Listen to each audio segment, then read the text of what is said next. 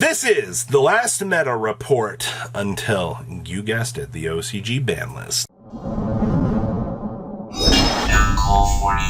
Make sure you guys smash the elven crap out of that subscribe button so you guys don't miss out on more awesome content. Fresh off the presses today, actually, Road of the Kings. So this is going to track Onslaught of the Fire Kings. And you know, Rescue Ace has become the most represented deck in the entirety of the OCG because Diabellstar in Friends has just been crazy. I know we haven't covered a lot of OCG on this channel as late because their format is so freaking boring. Alright, you will notice it will bounce back and forth between the two formats on this channel because, ooh, something more exciting, or, you know, it's just dog water. But right now, we'll kind of keep an eye on both formats and see where things are going.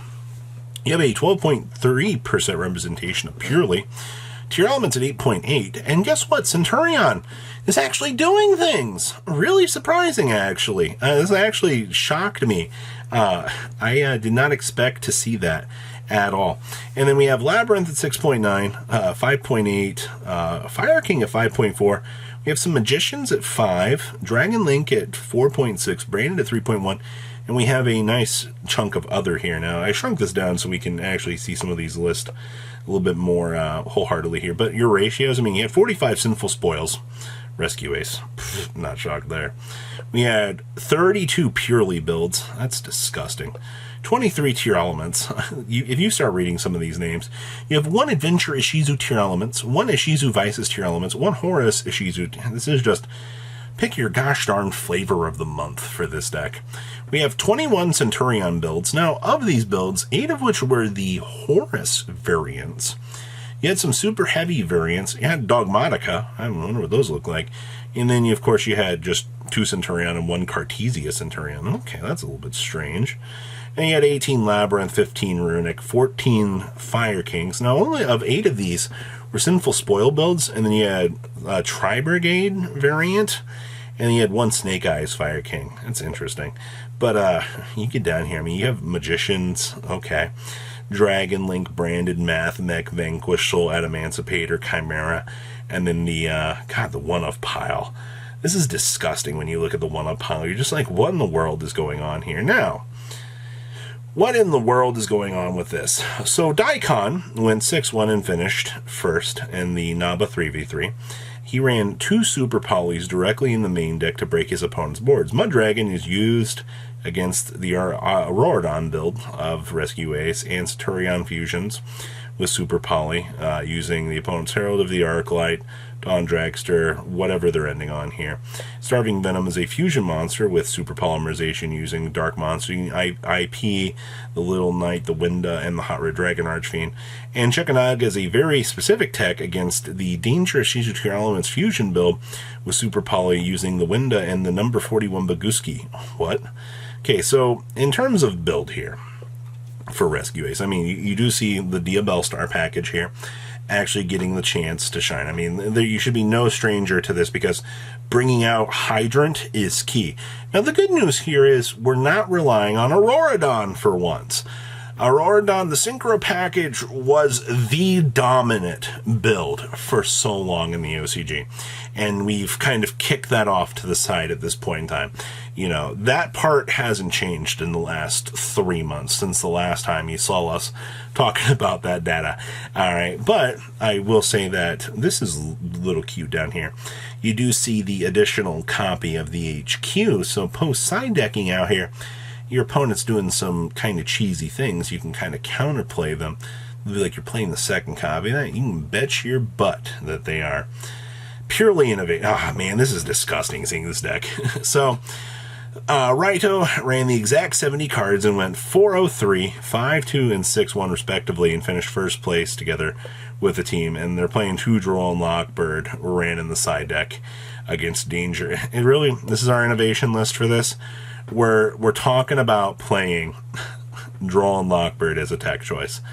That's it. Like, that's the purely builds in the OCG right now are super disgusting. All right, like, you just purely leap into whatever you need to do, and you're just off to the races. Like, this deck has been a menace for as long as it has been sticking around. They also have access to Summon Limit, which just... This build is so... it's so unfun to play against. I'm not trying to take anything away from it, but I'd rather deal with the TCG version of this deck than the OCG version, because their limitation is a little bit more doable. So what we got going on down here with tier elements? This is the pile. So on Saturday, Haru went 5-0-2 and finished second in the 5v5 tournament, which had 16 teams. 4-0-2 finished. Okay. Danger tier elements was one of the builds that was played and released. Danger plays poorly into Maxi. Yeah, that's true. Running card... Oh my gosh, this does play card destruction. Hold on here. Excuse me. So you mean to tell me that we have a not Dark World deck out here actually playing card destruction, because this deck does not give two craps about anything. I see we're also playing Golgi Pull as well.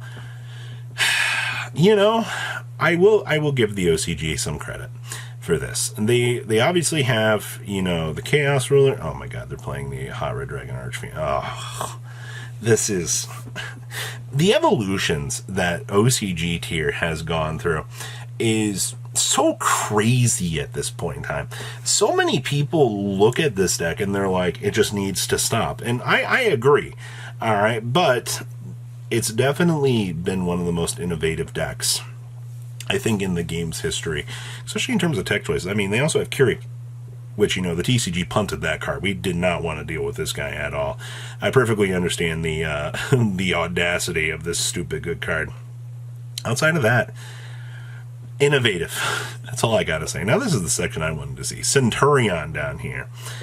Okay, so Centurion could also be played with a super heavy samurai package. A standard package is Wakashi opening would bring out Baron Defleur to protect your Centurion combo, and then you can go Prodigy Wakashi, Soul Gaia booster, could Pendulum summon from the extra deck in hand, blah blah blah. Wakashi Soul Gaia booster could also exceed summon the Infernal Flame Banshee to add the Centurion Trudea from deck to hand. Alternatively, you can Wakashi and Soul Gaia because link summon Chaos. Oh man, you can also Chaos Ruler, the Chaotic Dragon. It can also get you Primera or Trudea, and if they were among them, and then Super Heavy Wakashi or Centurion as a synchro monster to make Legatia. That's disgusting, actually. So you're telling me here that the innovation lines for this little package of combo here is just to make Chaos Ruler, just so you can get all of the value that you want. Once again, ladies and gentlemen, we have to clap, because stupid Chaos Ruler continues to be a pain in the butt. You once again can see how good this card actually is.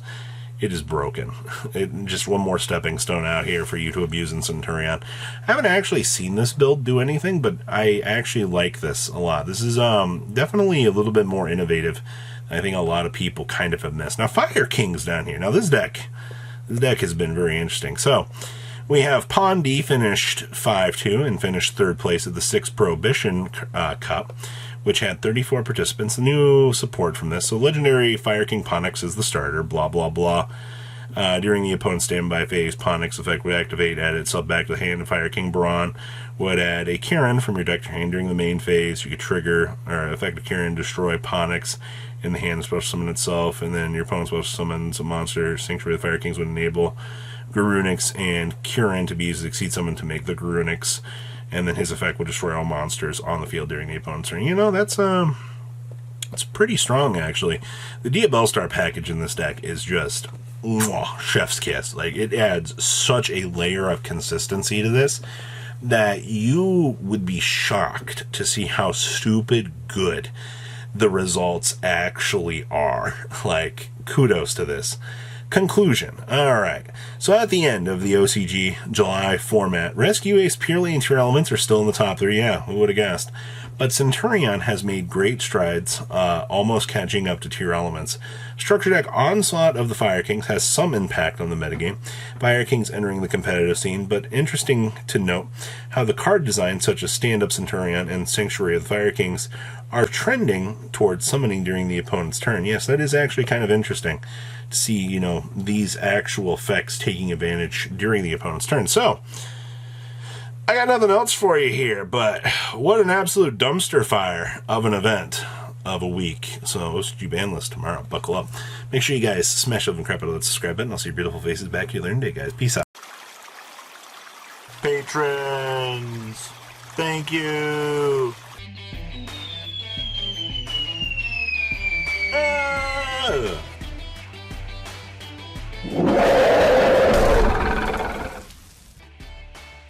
Thank you so much for watching. Check out these other videos.